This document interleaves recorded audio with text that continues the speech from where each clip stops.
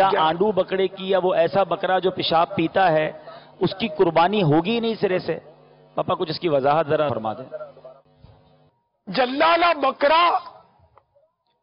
جلالہ، اب یہ بکرا ہو یا بھینسا ہو، ہے نا،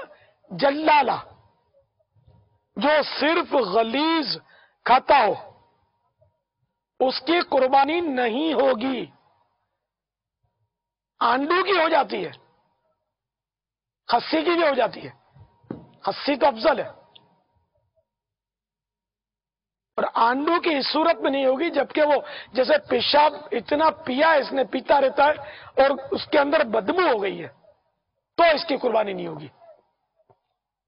اگر بدبو اس کی کسی طرح زائل ہو جاتی ہے، اس کو باندھ کر رکھا اور پیشاب یا جو بھی غلاظت وہ کھاتا ہے وہ اس سے باز رہا یہاں تک کہ اس کی بدبو اڑ گئی، اب اس کا گوشت فریش ہو گیا تو اب قربانی ہو سکے گی۔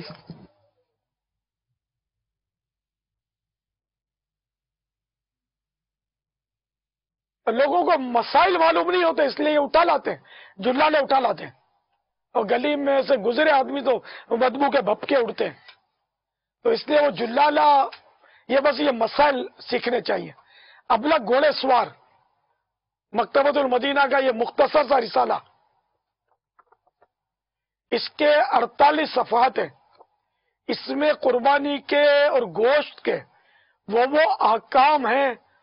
کہ میں سمجھتا ہوں کہ یہ شاید بہت بڑی کتاب بھی پڑھیں تو ان میں بھی یہ مسائل شاید آپ کو ڈھونڈنا مشکل ہو جائے۔ تجربات کے بھی کچھ اس میں تجربات بھی ہیں، بہت یعنی کہ اہم ترین مسائل اس میں جمع کیے گئے ہیں۔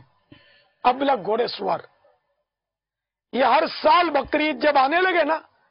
تو اس کو پڑھ لینا چاہیے ایک بار تاکہ مسائل تازہ ہو جائیں، خصوصاً ائمہ کرام، خطبہ جو خطیب ہوتے ہیں ان کو بھی یہ پڑھ لینا چاہیے، اپنے ساتھ رکھنا چاہیے، بہار شریعت کا 15واں حصہ بھی ساتھ رکھنا چاہیے کہ لوگ مسائل پوچھتے اماموں سے، خطیبوں سے، تو ان کو یہ بہت کام کا رسالہ ہے، پاس رکھنا چاہیے۔